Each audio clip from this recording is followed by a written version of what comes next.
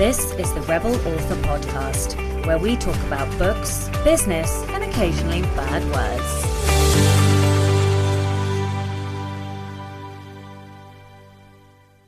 Hello, Rebels, and welcome to the episode 86 of the Rebel Author Podcast. Thank you for that lovely welcome. We're going to do the intro together this week, aren't we? Yeah. Right now I'm smiling. Well, this is my first video. It's not a video, darling. It's a podcast. Okay. Okay. Basically is. Okay, this week I am super excited because I am going to be talking to Joya Goffney, and we're going to be talking all about character identity, characters with character identity issues, and how you can keep your character's personality the same whilst allowing them to go through and experience identity issues. We're also talking about voice and a whole raft of other issues. But first, to last week's question, which was, which aspect of mindset do you struggle with most? We had some comments on Instagram, and Atlas is going to read them out, aren't you, darling? So Lynn, Of course I am. Lynn Fiona said, procrastination. I can't read that much. Okay, that's fine. Procrastination.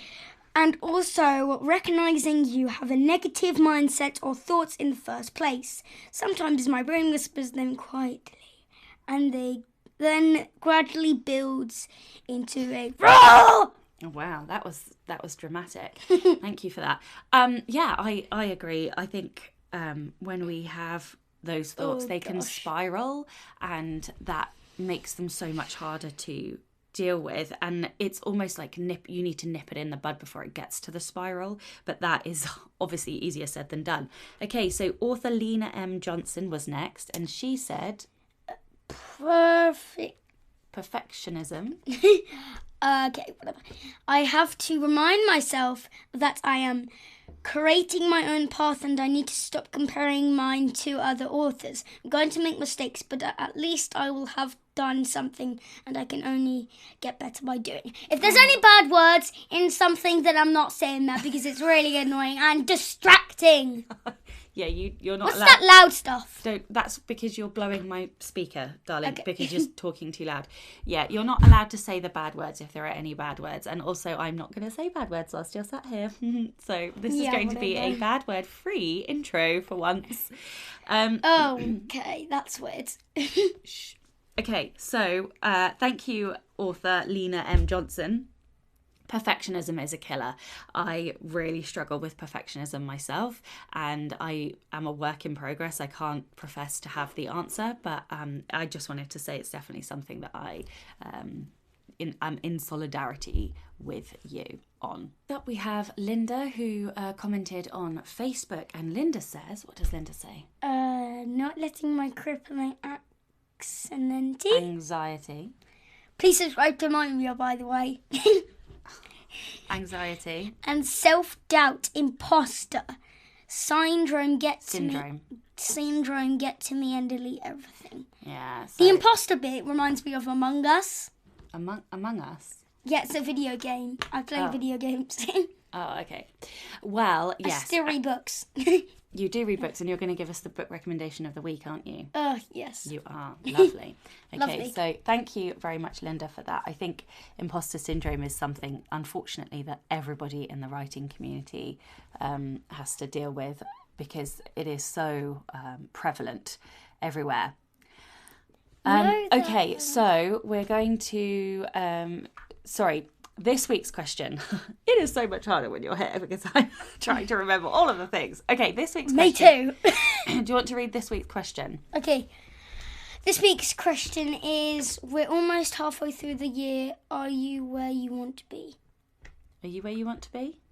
I don't know what that means. That's what I was trying to say. Are you where you want to be with how much you've learnt about making videos and podcasts and YouTube, or have you hit your goal with that? No, I haven't. You haven't yet. Okay. I'm a kid. I haven't even made a single video on YouTube. Well, that's because you're too young, darling. But you've made videos on your iPad anyway. Okay. So that's this week's question, and you can answer that either on Instagram, or you can answer it in the Rebel Author Facebook group. Okay, so this is the last bit you're going to do today. Okay, so you're going to do the book recommendation of the week. We're actually going to have 2 book recommendations, one from me and one from you.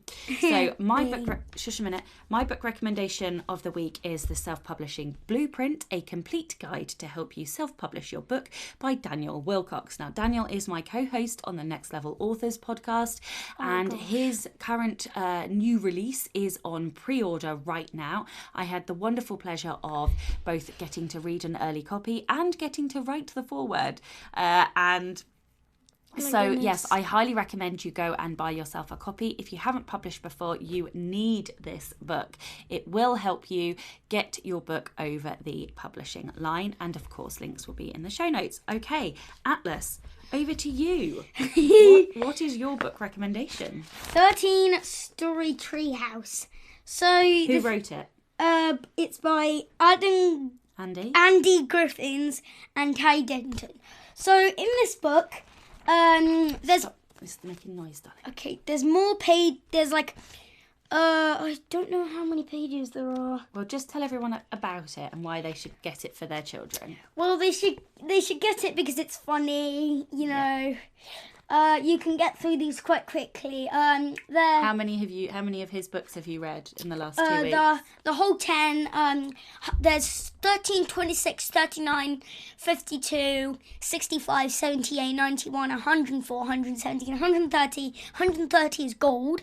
And then after that, 130, which is coming this year, I think. 143 Storey Treehouse is coming in October. October something. But and it's about 2 best friends, isn't it? Who stop flicking the pages?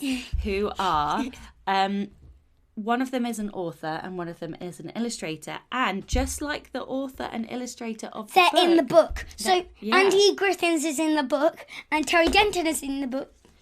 Oops. And that's pretty cool, isn't it? That's why you like it. Yeah, that's why I also make like 12 Storey Treehouse and 24. Right now I'm working on the 36 stories. And okay. Whoa, so is that 4 hours? No, 4 minutes. Thank you so much for your time today, Atlas. That was wonderful. And I'm sure we will see you again on the podcast soon. Bye-bye. Okay, that's weird. Say bye-bye to everyone. I'm going to do Dante DMs twice. Boy! Okay, so thank you very much, my darling boy. That was interesting to record.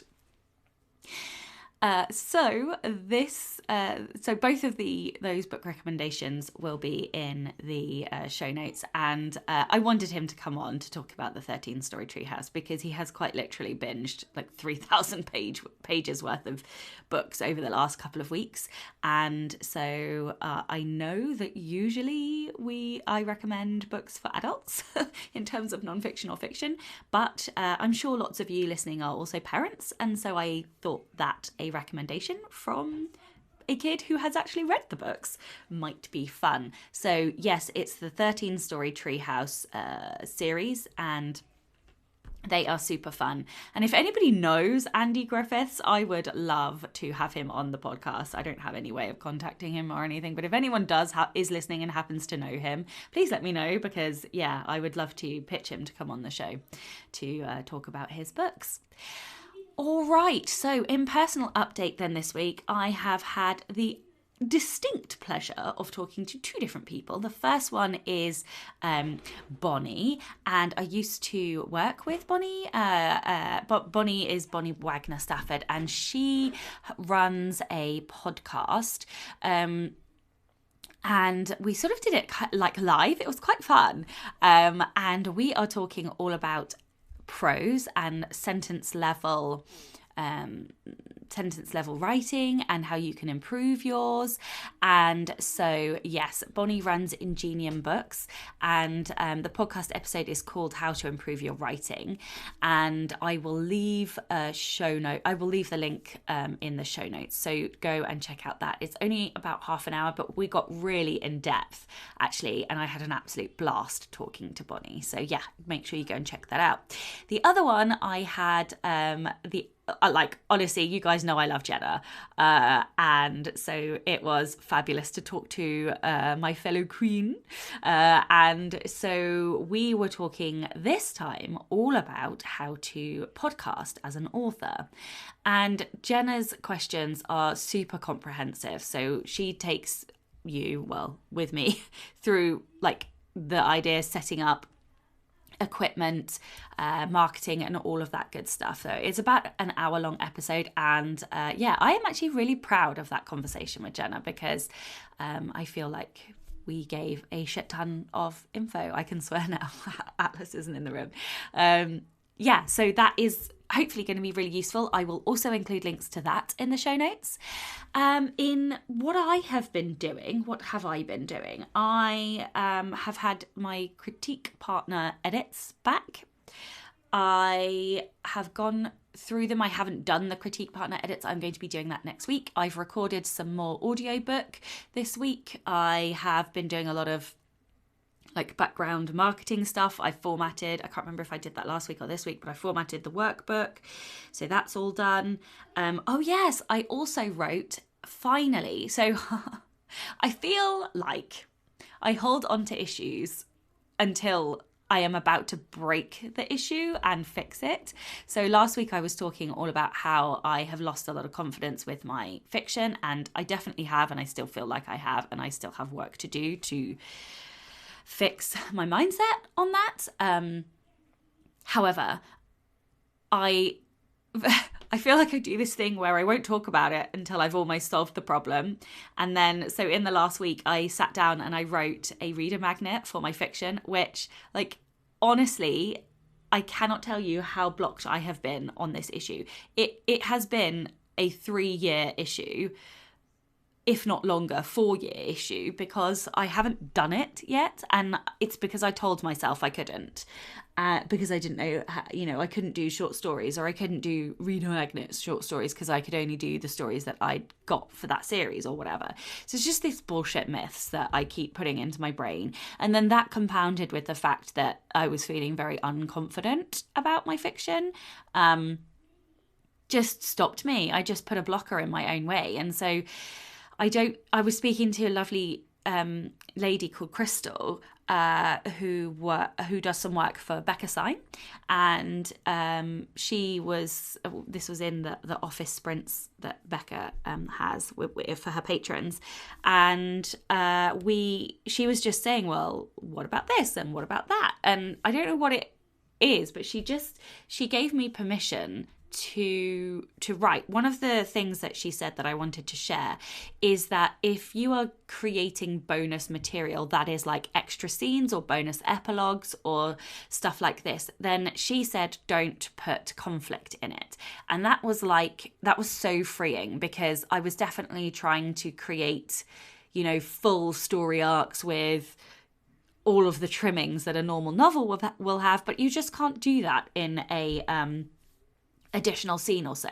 So this is a 4,000 word short, and between book 1 and book 2 there's a 2-month gap. And so what I did was I put some conflict in there. There's definitely like some bantery bits in there, but I concentrated on what the key things were that happened, and I literally love it. I love the little story, I love the scenes, I love what I have created, and it was so unexpected and freeing, and also confidence building that I can actually write fiction still.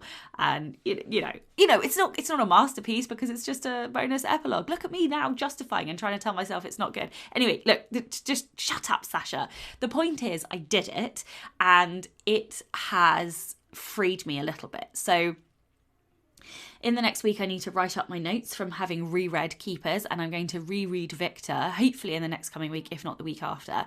And then once I give my manuscript for side characters to the editor, then I'm going to crack on with editing it. So yeah, I am feeling like, even though I may not have made a ton of progress this week, I feel like I have made leaps and bounds mentally. And which is like yeah, I don't know. It's weird because I was only talking about how I was like, I've spent nearly 3 or 4 years feeling blocked, and now literally the week after, probably because I've just said it, obviously, because now my brain's like, yeah, fuck you, I'm gonna rebel against you said you can't do it. Well, now you can, bitch. Anyway, my brain is such a fun place to be. What else? Okay, so next week I am, yes, as I said, I'm going to be finishing all the critique partner edits on side characters. I've written the blurbs. I have the cover. I am planning the cover reveal for the first week of June. If you would like to, and with the cover reveal, there's going to be like some prizes to win and stuff. If you would like to be in with a chance for winning those, then you can join my street team. I'm going to leave a link in the show notes to the street team. You also get a chance, obviously, to read the book in advance and all of that good stuff. So, yeah, so much going on. I'm in this weird bit between finishing side characters and the workbook and trying to get all the marketing stuff done for that, and trying to go back to a final edit for Trey and also finishing an audiobook. So it is... yeah, it's hard work. I have a question for you. So I am toying with trying to get another audiobook done over the next couple of months, because I should have Villains done in probably by the end of the first week of June. And so my question is, do you think would you prefer me to record side characters because that's coming out, or would you prefer me to record the Anatomy of Prose because that has been out for a while? Yeah, let me know. Don't tweet me. Don't check Twitter anymore. Instagram me or let me know in the Facebook group. We're rocking up towards the submission deadline for the Rebel Author Anthology. There's about 5 weeks left now, so do make sure you get your stories in. I will, of course, leave a link in the show notes to the submission form. The Rebel of the Week this week is Estelle van der Velde, and Estelle says, I'm a rebel author in the sense that English isn't my mother tongue, and teachers always said I wasn't good enough in learning languages. I'm proud to say that I publish my books in English primarily, even though nobody believed I could do it. I love a story when your rebellion means that you get to prove everybody wrong. I know it's cheeky, but yeah, I do love it. And also, what a feat to be able to publish your books in a language that isn't your mother tongue. I mean, I would kill to be able to speak another language that well. So yeah, huge congratulations for doing that, and thank you for your rebel story. And if you would like to be a Rebel of the Week, please do send in your story. Please do. I do love these stories and I love receiving them as well. So really do send in your Rebel story. It can be any kind of story, big, small, or somewhere in between. You can email your Rebel story to rebelauthorpodcast@gmail.com, or you can Instagram me at Sasha Black Author. New patron this week, welcome, and a huge thank you to Laura Beebe. Thank you as well to Helen O'Neill, who upped her pledge and joined the Rebel Slack group. That Rebel Slack group is literally like, it brings a smile to my face like every single day. It also costs my bank account so much. There's often like a lot of either book recommendations or course recommendations, and we're all similar, you know, everybody loves to learn stuff or read stuff, and so the fucking group costs me a lot of money. But yeah, no, I have filled my bookshelves with recommendations, and I do love it, but also my bank. Perhaps I should just have more self-control. Anyway, I just wanted to say like a huge thank you. I adore you guys, and we had our monthly patron Poison and Prose, which is now you can get the replay if you missed it, and yeah, I love those Poison and Proses because I just come away like feeling warm and fuzzy on side, and then having to, you know, put my cold dead heart reputation back in place. But anyway, yeah, if you'd like to come and join the Rebel Slack or Patron Poison and Prose community, then you can do so, as well as getting early access to all of the episodes and bonus content and opportunities from as little as $2 a month by visiting patreon.com/Sasha Black. Okay, enough waffling from me and my son. Let's get on with the interview with Joya. Hello and welcome to the Rebel Author Podcast. Today I am joined by Joya Goffney. Joya grew up in New Waverly, a small town in East Texas. In high school, she challenged herself with to-do lists full of risk-taking items like hug a random boy and eat a cricket, which is, as a veggie, I'm like shuddering at that, by the way, which inspired her debut novel, Excuse Me While I Ugly Cry. With a passion for Black social psychology, she moved out of the countryside to attend the University of Texas in Austin, where she still resides. Hello and welcome. Thank you. I'm so glad to be here. I am so thrilled to have you. I absolutely adored your book. So I was so excited to get to speak to you. It spoke to me on so many different levels, and I just loved the love as well. Like I am like a sucker for romance. So like I was swooning, and yeah, it was just, I loved it. But before we dive into that, would you like to tell everyone a little bit about you and like how you got to where you are today? Sure, yes. So as you heard in my bio, I'm from a really small town. I moved out of that to go to school in Austin. And then I graduated with a degree in psychology, and I didn't know what I was going to do with that. So as soon as I graduated, I took the first job that I could because I had bills to pay. And well, it sucked. It was kind of a shitty gig. And that's when I started writing again, because I've always written, but I kind of stopped in college because there's so much, there's a high demand for essays, and you have to read all of this assigned reading, and it just kind of takes the fun out of everything. So I started writing again once I started working, and then I wrote this really, really depressing book.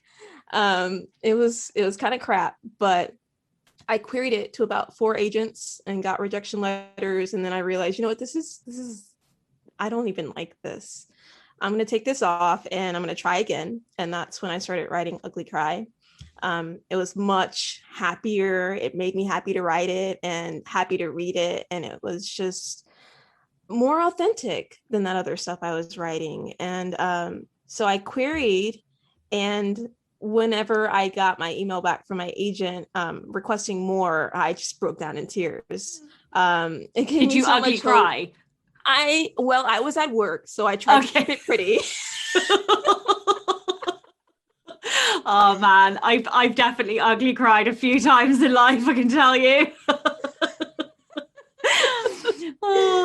Yeah, so I tried to keep it together, but I did cry, and it gave me so much hope. And since then, everything has just been crazy beautiful, and yeah.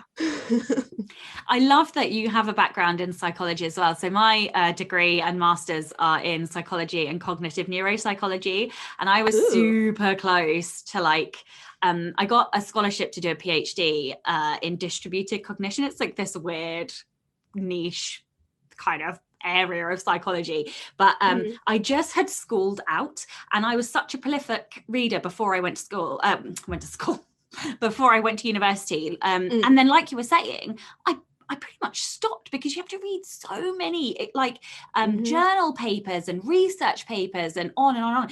And I just, I was so glad to not have to read that stuff and to get to read like fun novels and stuff again. So, all right. So you have just released your debut novel. Well, I think it's your debut novel. Yes. It is your debut. Yeah, I thought it was. Excuse Me While I Ugly Cry. And as I have said, everybody needs to read this book. But would you like to tell everyone a little bit about the novel before we dive into some more questions? Sure.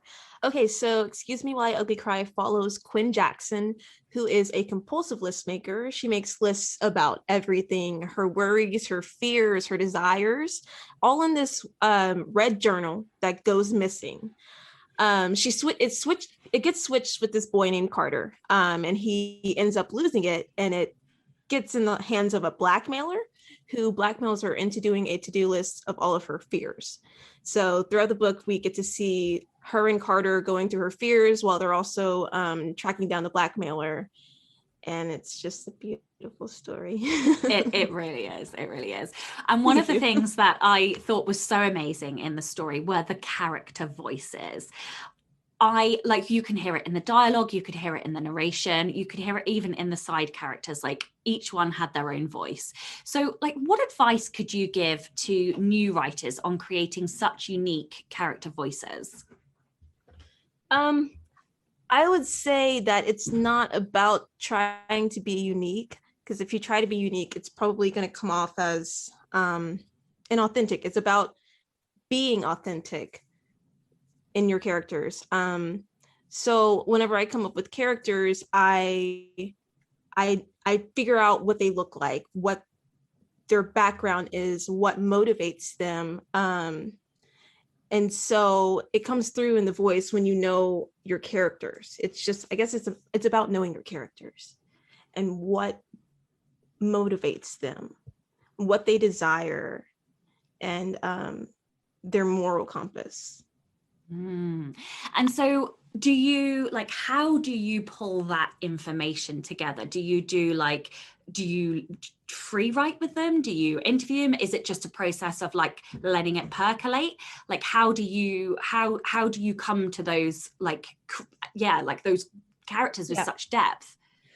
Oh, my process is really messy. So I do have this little character sheet that has like background and like their dislikes and their likes and their religion and all of the background information on characters. And sometimes I go through that and I try to figure out every little thing about them, but it gets boring to me. And it's just like, I don't know what their favorite food is. I don't care at this point. But what I'll do is I'll dive into the story, usually get about 6 pages in when I realize I don't know my characters.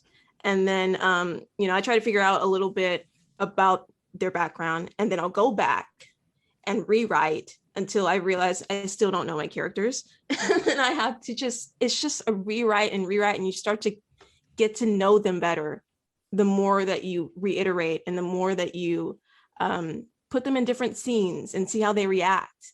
And it's just like, it takes a long time, but it's also really rewarding.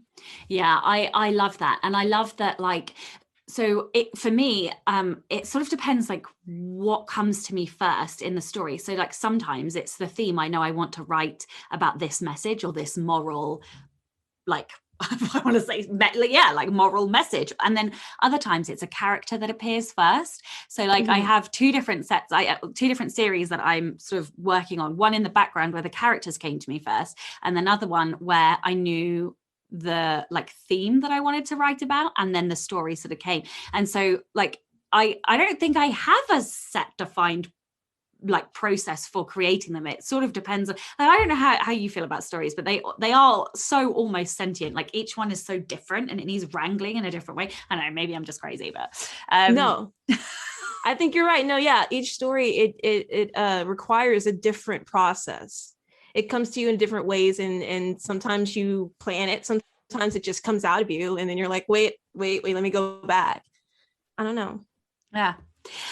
Okay, so in order to create character, you have to have some kind of like behavioral consistency. Like humans are very habitual creatures, and so you need to do that in stories in order to like create a character that people can identify as like that character, that is Quinn, or that is Carter, or Hattie, or whoever.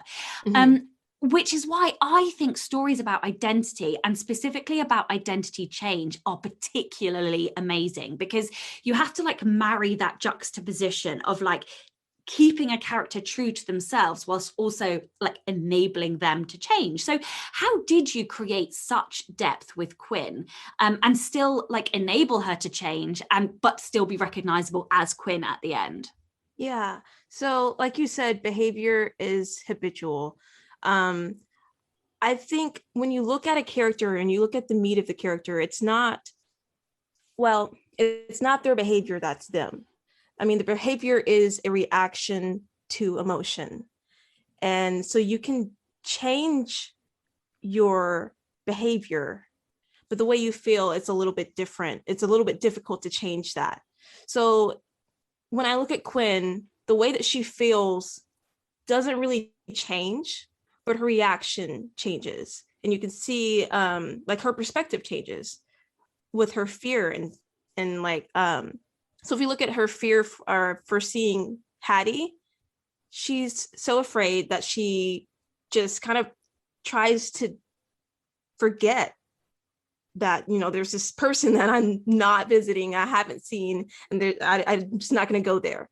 But, you know, she's forced to look at this, and her perspective about it changes once she goes to Hattie's house, and she realizes, you know, she doesn't have much time and she needs to go see this person. Her emotions, she's still scared, but she reacts to it in a different way, in a healthier way. So I think that's the way that I go about that. It's just, you know, keep your emotions consistent, but the way that you react to it and your perspective about it is always going to change. Yeah, I love that. I and it's that inner growth, isn't it? That's, you know, yeah. You can, I'm trying to think of an example, like even like anti-heroes, and I suppose villains are the only ones that don't do this, but like even anti-heroes, they will continue to be themselves, which always includes like some naughty trait or some, you know, darkness, and but they will either like make better decisions, or they will make the same decisions but for better reasons, if like that makes sense. So yeah. Like I love that. Okay, so I mentioned character voices earlier, and I also thought like you had amazing dialogue. So do you have any advice for writers wanting to create better dialogue? So like I said before, I guess the key is to knowing your characters. So don't force conversations. You can realize like, okay, so this conversation, I need this to be the theme of it, but let your characters speak for themselves. So let it, you know, occur naturally. You don't want to go in saying or thinking that I need this character to say this, because maybe they wouldn't. And that's how I write. I let them tell me what they want. And I don't know, I just let them lead. I let them take the lead. And so like some of those like romantic conversations and like some of the banter, like how do you create such good banter? Like I know you're saying like you let them do the conversations, but like is that like, how do you get to that point? Like when do you know enough about your characters that they start to take over and can then lead that dialogue themselves? Like, because it's so good. Tell me your secrets. Thank you so much. Okay, well, I mean, Carter, he is confident and but he's also sweet. It's so easy with him because he knows how to take Quinn apart. He can see these parts of her that she doesn't know exist, and he'll just say it, and it surprises her. And I don't know. Do you think your background in psychology has helped you like with that? Like I love that phrase that he can take her apart, because that's so true. That is exactly what he does. But I don't know, like when I think about when I think about like I couldn't do that to another human. Do you know what I mean? So I'm like, how do I get a character? Like, how do I get? And I suppose like it depends on the different angle that you come from. Like I love romance. So like I try to just create swoon-worthy characters. And I'm not entirely, maybe it's I get them to say the things I wish someone would say to me. I think that's what it is. I wish someone, I mean, I think everyone wants someone out there to look at them and study them. I would want someone to study me and ask me these deep questions, because they want to know, what's going on in my head, and they want to know why I make lists and why I won't go see my grandma. And it's just about finding this love interest who wants to know everything about the main character. Yeah, no, I do. And I think it's like what you do so well is you allow that like personality trait to affect the sentence level of what that character is doing. And I think that like that's probably what it boils down to, because not every character would display romance in that way, but like that is what Carter does. He is genuinely curious about her, whereas like another character, perhaps they would, I don't know, oh my headphones falling out, another character might oh my god, see, I'm like the least romantic person ever. I'm like, oh, what do you do when you're like trying to flirt? Yeah, like perhaps another one wants to, I don't know, make them feel $1 million, and therefore they shower, I don't know, gifts on them or praise, or, you know, because Carter doesn't do that. What he does is he literally tries to like, you know, get inside her and like understand every little piece about her. So yeah, I think yeah, I'm like trying to tease out and like understand all of your secrets, because I just loved the book. I'm literally fangirling right now. I'm sorry. Thank you. Also, I've had a lot of coffee today. So what advice? Okay, so we're going to segue into the romance, because that is something that I just adored. And like my favorite thing was the late night conversations. So like for listeners, I'm not going to give too many spoilers, but there were like, you know, do you remember like when you were younger and you'd like phone your like, I want to say like a, you know, your love interest late at night or whatever, and you'd have those conversations, and they were like adorable, and also like it killed me with like the anticipation of where it was going. So like, how did you do that? Like, are you just romantic? Like, how did you like come up with those conversations? I mean, yeah, it's something about like late night conversations. Okay, let me see. Whenever I was in college, I had this boy I was talking to, and it was a long distance relationship because he was across the country and at a different school. Not across the country, sorry, across the state. But anyway, it was far away. Yeah, it was far. Okay, we couldn't see each other for months. So we'd have these conversations at night. I'd have the lights out and I'd be in my bed, and we'd talk for hours. We'd be laughing about nothing, and it was kind of inspired by that. It's just like those conversations, you can close your eyes and just say really personal things, and it can also get a little bit raunchy because, you know, you're in your bed and it's late at night and things happen. They do, so, and I loved it. Yeah. That scene ending, I think, was my favorite scene ending of the whole book. And I am purposely being a dick as well, so that listeners have to go buy the book and read it to find out what happened. I love that scene. That's my favorite scene of the book. Mine too. All right. So I think some of the most like universal and relatable stories have really small details in them. I talk about this in some of my craft books. Like if you want people to feel big emotions, then you go small on the detail, which seems counterintuitive, but like it is the small details that people relate to. And I think you had some amazing details. They were sprinkled throughout like the lists and like just the descriptions, and some of them were in relation to Hattie and some of them were in relation to like character quirks. So can you tell listeners, like, how do you use detail to bring your characters alive? That is a huge compliment for me, that because I noticed that in the books that I love so much, they have such great details.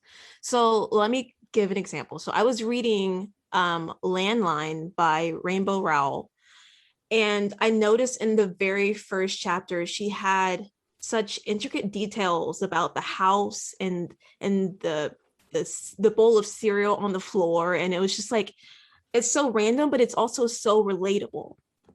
So I tried to incorporate that. I think that different eyes notice different things about like the same scene. You can have a different character in like a room full of people, and they notice there are more girls than boys, or another character will notice that, you know, this girl is beautiful for this reason, and this girl is talking to this guy and they're flirting. I don't know, you know, different characters notice different things about the same scene.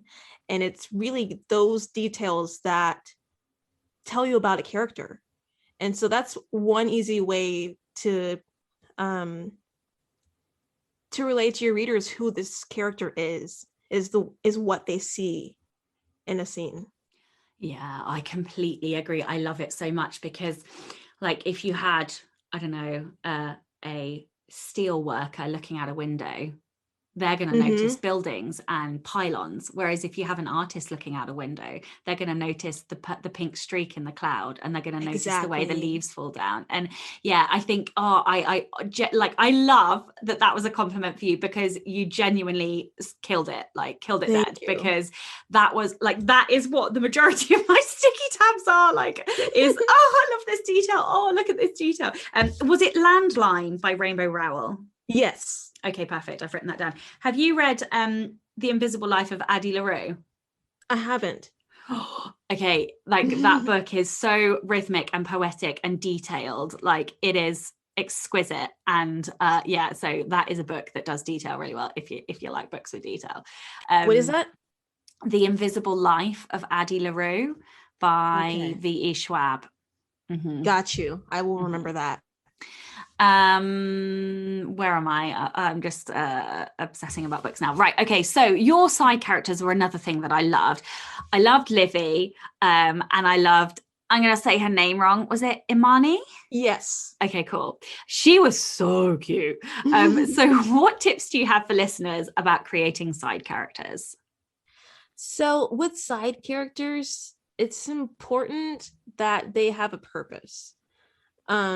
That they're not just there for decoration, that they do something for your main character, or, so with Livy, she is strength. She is the definition of strength. She is everything that Quinn wishes she could be, confident in her Blackness, bold, feisty, and she's a great friend. And it's like, Livy is the friend that she's always needed, as opposed to her old friends, right? And then, so if you look at Imani, she's super sweet and she's cute, but she shows Carter's soft side. She shows how he takes care of the people he loves. And that's, you just make sure that they have a purpose and that they're not just there for decoration, and that they are teaching us about ourselves, or I guess teaching the main character about themselves. One of the I don't want to say this was a trick, because I'm not saying it was a trick, but one of the methods, that's a better word, that I love when writers use is like in a non-fantasy book, you don't necessarily have like a villain, you have more of an antagonist. And obviously, like in a romance situation, that tends to be the love interest, at least for the first little bit of the story. And one quick way of making readers like the antagonist is to show them caring for somebody or something, be it an animal or whatever. But even like to up that ante another level is to make them do it out of duty. So like they want to, but also it's out of duty. And that's kind of what Carter has to do, because, their mum has to work all the time. And so like, I think that's why I was just like swooning so hardcore, because obviously like he is caring and has that soft side, but also he does it out of duty and because he wants to. But yeah, so I just was like, oh, that's it, I'm slayed, there's the knife, like straight in the feels. Yeah, it's just so hard to not love him when you see him with Imani. I know, right? Okay. So you cover some difficult topics in terms of race, racism, and identity. And I think that some readers will embrace that wholeheartedly, and others are going to find it difficult to swallow. As a mixed race woman who also married another woman, I loved this story on like a lot of different levels. But for writers who perhaps want to cover identity issues, be they racial or sexual identity, or perhaps gender identity, or any other kind of identity, what advice would you give them to help them cover the topic, but like not just cover it, but like cover it truthfully, comprehensively, sensitively, and also like maintaining accuracy and like a truth to what people do actually experience when you are from some of those like more diverse backgrounds? I would say, first of all, to use your own experience, to make sure that if you're covering these topics, that you are doing so authentically. And then also, you don't want to limit yourself to just your experiences, because it's not the only experience for that group of people. To do a little bit of research to make sure that you're not adding toxicity, right, or putting out anything toxic. And so whenever I cover these topics, I try to not make it the center. I wanted the center to be Black joy and Black love, but also, you know, these Black people are going through these identity issues and you know, racism. It's a part of our life, but it's not the only part of our life. So yeah, I would say to just be authentic and to make sure that it is your experience, you know. Do you know what I mean? Yeah, I definitely do. I mean, like, so what was so interesting for me is that I definitely have a lot of privilege, because in the winter, for sure, I pass for white, whereas in the summer, not so much. And so I found it very interesting from my perspective, because I have like, my grandfather was from Ethiopia, my dad is Black, but yet I grew up in a kind of white society. And so I found it very relatable on like that level. But on the identity level, oh my God, my bloody headphones on the piss today.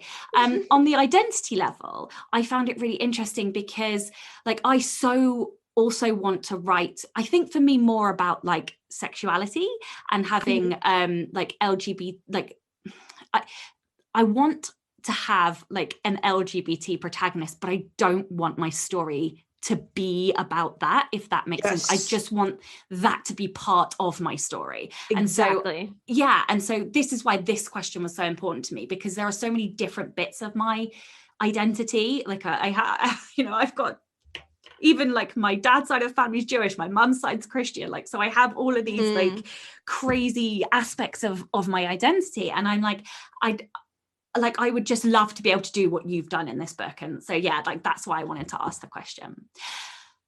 Okay, what is coming next for you? Are you allowed to tell us? Can you tell us what you're working on? Well, I do have another book that I'm working on right now. It's